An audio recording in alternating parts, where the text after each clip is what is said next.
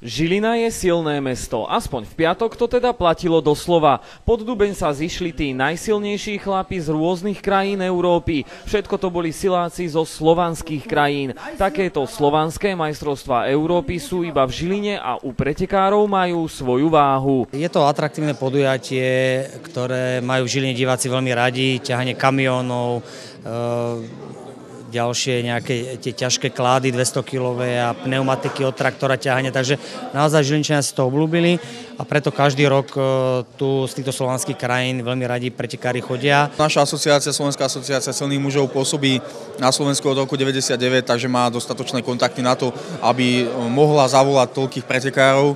Sila borcov, ktorí majú obvod bicepsu asi taký ako my ostatní obvod nohy, zaujala už po 5. krát. Chlapi z 9 krajín mali pred sebou 6 disciplín, dvíhali a ťahali rôzne veci, z ktorých ani jedna nemala pod 100 kg. Tie meče majú 150 kg, klady majú 130 kg, kufre tiež majú po 150 kg, každý v jednej ruke. Dvíhanie aut, tam sa tá hmotnosť pohybuje okolo 330 kg, takže tie váhy sú naozaj nie pre bežných ľudí. Takže v tejto chvíli kľudne poďte do borca. Ja vám pripomínam, že prišiel sem zo Slovenska Matováš Belšak a ja Kaňo.